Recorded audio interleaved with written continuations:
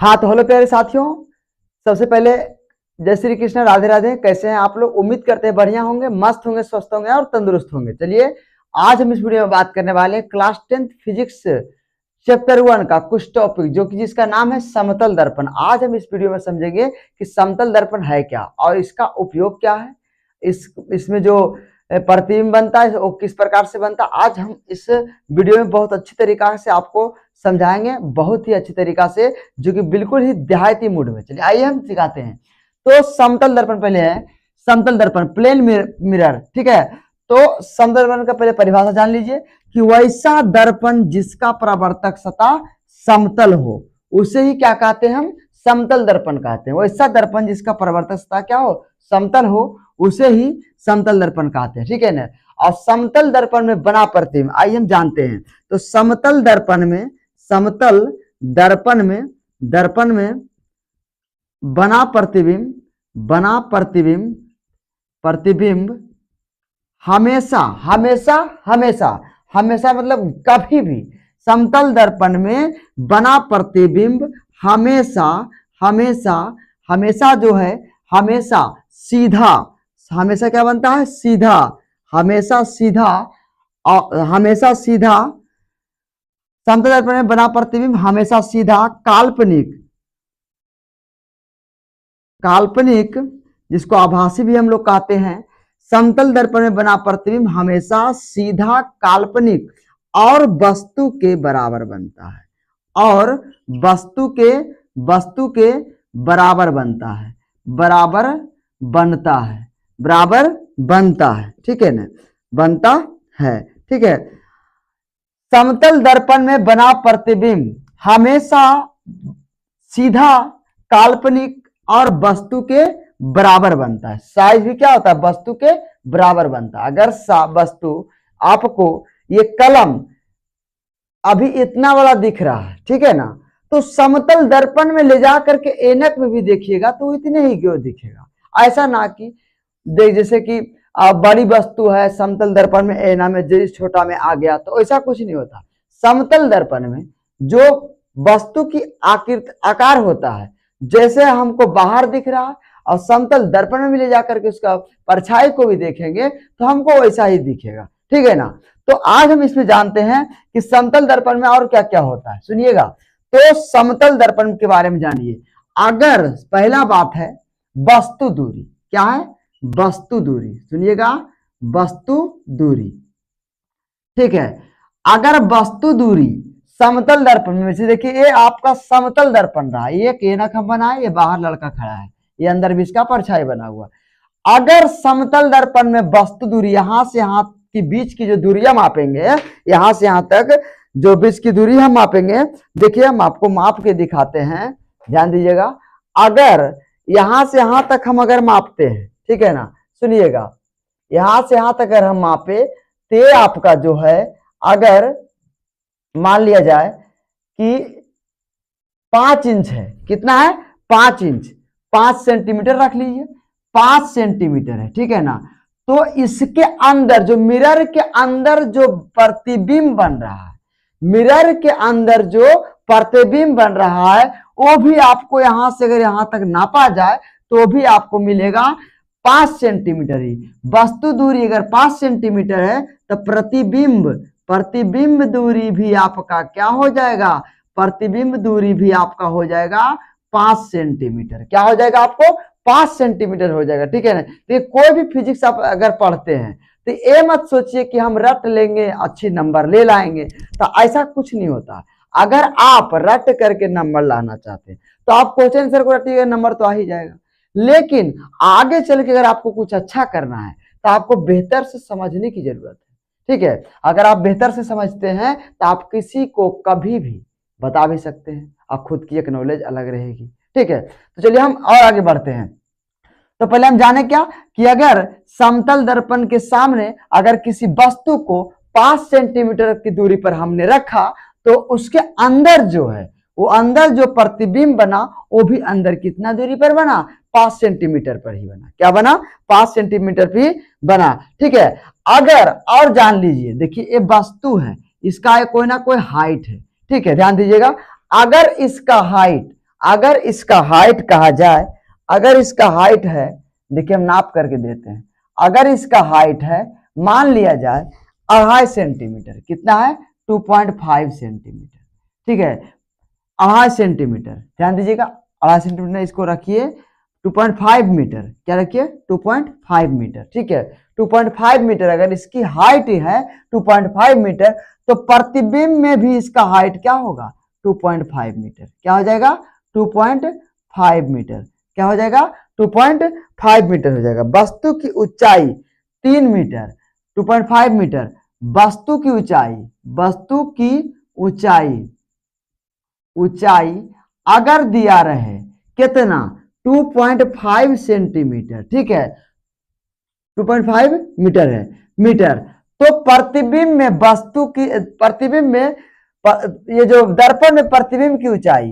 वो भी हो जाएगा 2.5 मीटर, 2.5 मीटर प्रतिबिंब, प्रतिबिंब की ऊंचाई, की ऊंचाई ये भी क्या हो जाएगा 2.5 मीटर, क्या हो जाएगा 2.5 मीटर, ठीक है ये क्या हो जाएगा 2.5 मीटर, ठीक है ना।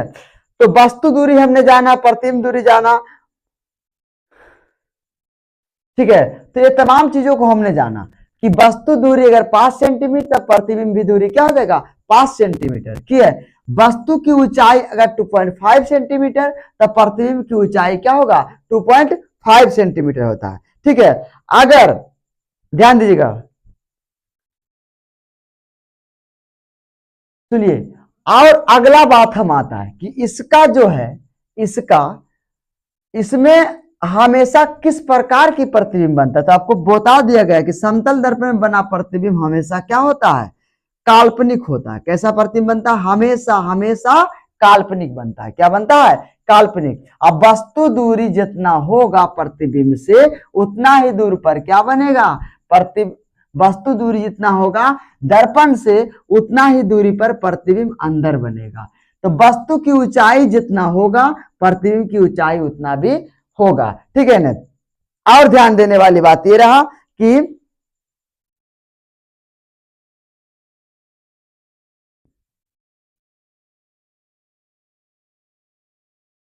और देखिए, अब अगर एक बात और क्या आता है, एक बात और आने वाली बात यह है कि अगर ये दोनों वस्तु की दूरी और ये प्रतिबिंब के बीच की दूरी अगर मापा जाए, वस्तु दूरी और प्रतिबिंब के बीच की दूरी को मापा जाए तो होगा क्या, ध्यान दीजिएगा।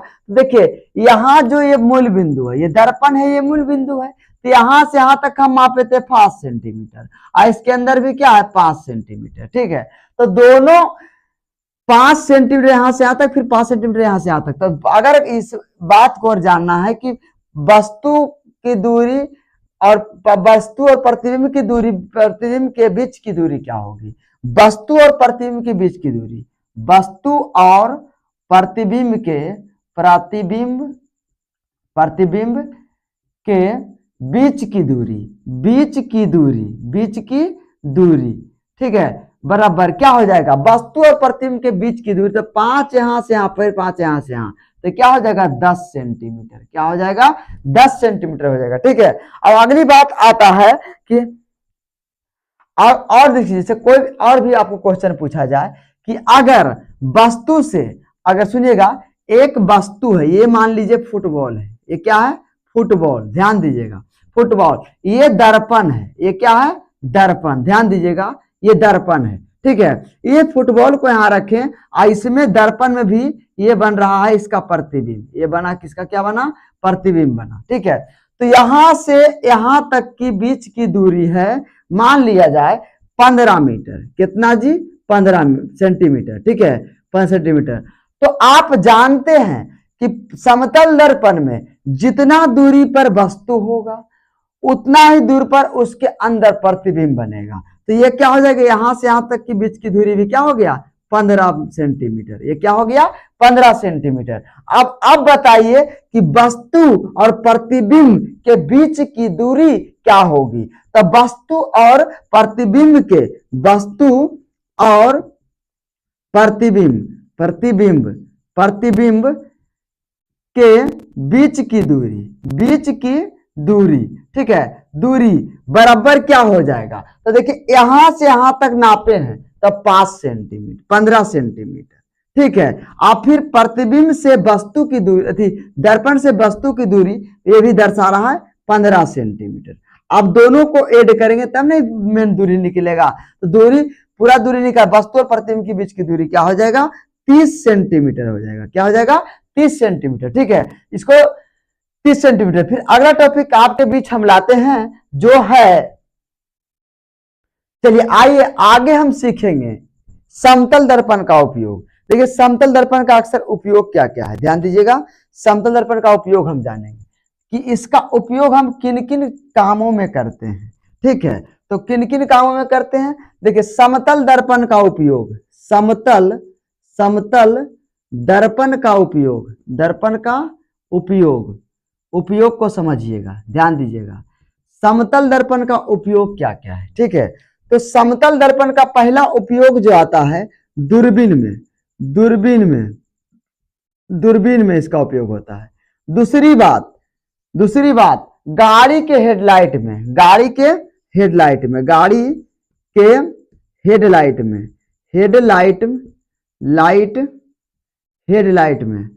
ठीक है ना, हेडलाइट में, ठीक है। और तीसरा बात आता है, ध्यान दीजिएगा, गाड़ी के, इसको समझते हैं कि गाड़ी की हेडलाइट में, गाड़ी की हेडलाइट क्या समझते हैं, समझिएगा। तो जैसे मान लीजिए ये गाड़ी रहा, ठीक है, ध्यान से देखिएगा, ये गाड़ी है, ठीक है, ये गाड़ी है, समझिएगा।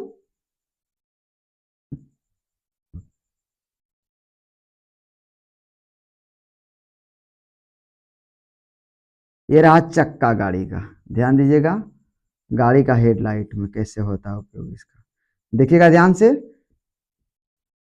आप जो है ना हमारे वीडियो से जुड़े रहिए, आपको तमाम चीजों को हम बहुत आसान तरीका से समझाने की प्रयास करेंगे, ठीक है। ये रहा गाड़ी की हेडलाइट, ध्यान दीजिएगा।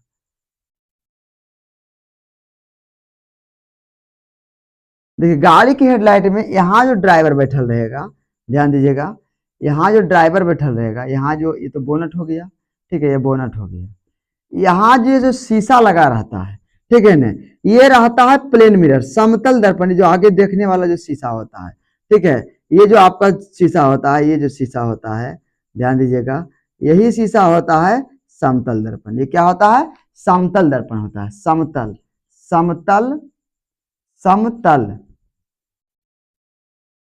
दर्पण, ठीक है, दर्पण, ठीक है। समतल गाड़ी की हेडलाइट में, हेडलाइट एक होता है, देखिए हेडलाइट भी एगो लगा रहता है इसमें, हेडलाइट मेन लाइट जो होता है, ठीक है ना, हेडलाइट, उसमें भी समतल दर्पण का उपयोग होता है, ठीक है। तो समतल दर्पण में, तो दूरबीन में भी होता है। दूरबीन अगर ये रहा, ये मान लीजिए ये है दूरबीन आपका, ठीक है, ध्यान दीजिएगा, ये दूरबीन है, ये रहा दूरबीन, ठीक है। इसमें जो है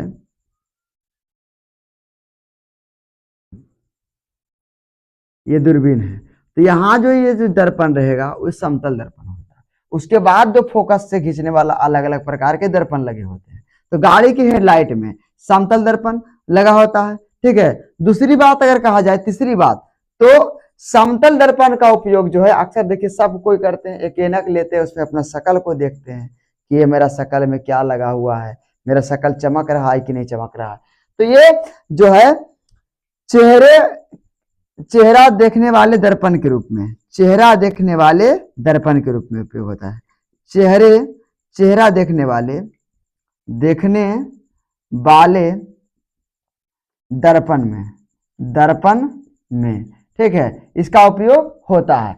तो हमें उम्मीद है कि ये वीडियो आप लोगों को बहुत अच्छी तरीके से समझ में आया होगा और अच्छा भी लगा होगा। तो यदि आप हमारे वीडियो देखकर थोड़ा कुछ भी समझे हैं तो आप हमारे वीडियो को जरूर से जरूर लाइक कीजिए। यदि आप हमारे चैनल में नए हैं तो आप हमारे चैनल को सब्सक्राइब कीजिए और दोस्तों के साथ शेयर कर दीजिए, ताकि हमारा कुछ चैनल आगे बढ़ जाए, ताकि हम और भी अच्छे वीडियो को अपलोड कर सके। जय हिंद।